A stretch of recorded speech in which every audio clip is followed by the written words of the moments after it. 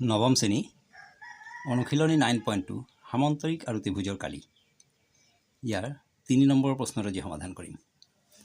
প্ৰশ্নত দিয়া আছে যে ABCD সামন্তৰিকৰ DC আৰু AD বাহুত অৱস্থিত যথাক্ৰমে P আৰু Q যিকোনো দুটা বিন্দু দেখুৱা যে APBৰ কালি ইকুৱেল BQCৰ কালি। প্ৰথমে ইয়াৰ চিত্ৰটো বুজি লওঁ ধুনীয়াকৈ।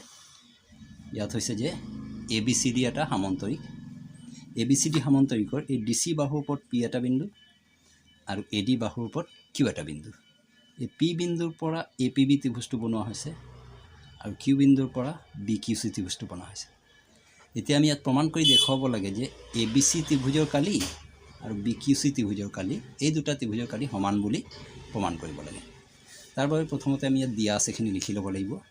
দিয়া আছে যে ABCD এটা সামন্তৰিক, DC বাহুৰ ওপৰত P আৰু AD বাহুৰ ওপৰত Q দুটা বিন্দু।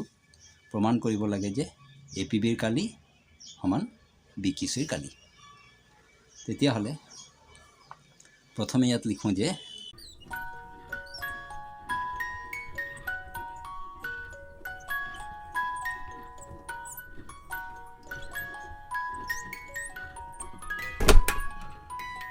ত্ৰিভুজ APB আৰু সামন্তৰিক ABCD একে ভূমি AB আৰু একে সমান্তৰাল AB আৰু DCৰ মাজত অৱস্থিত।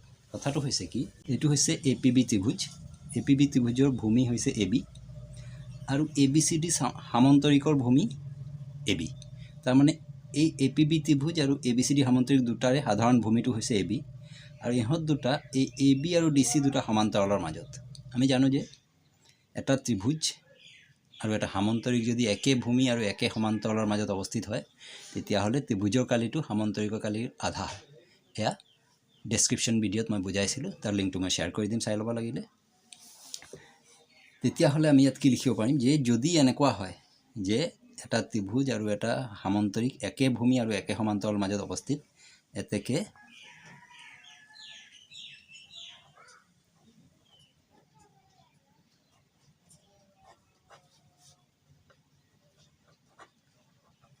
APBৰ কালি 2/1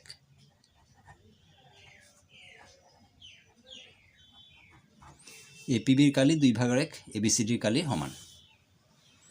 ঠিক একেদৰে আকৌ এই ত্ৰিভুজটো BCQ ত্ৰিভুজ আৰু ABCD সামন্তৰিকৰ সাধাৰণ ভূমি হৈছে BC আৰু ইহঁত দুটা BC আৰু AD সমান্তৰালৰ মাজত আছে। তেতিয়াহ'লে BQC ABCDৰ আধা হ'ব। সেই কথাখিনি আকৌ আমি এবাৰ ইয়াত লিখিব লাগিব যে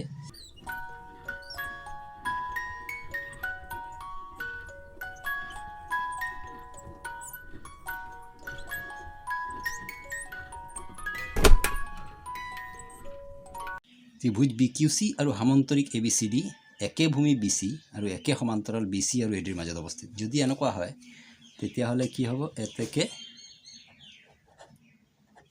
BQCৰ কালি ইকুৱেল 2/1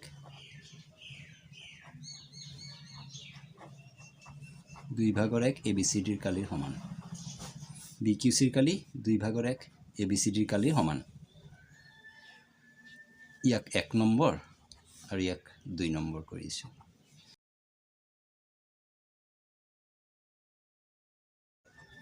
1 আৰু 2ৰ পৰা পাওঁ।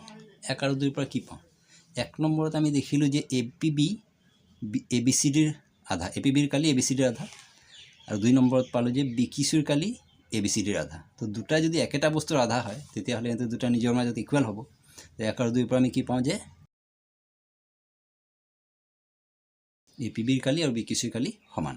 এইটো আমাৰ ইয়াত প্ৰমাণ কৰিব দিছিলে।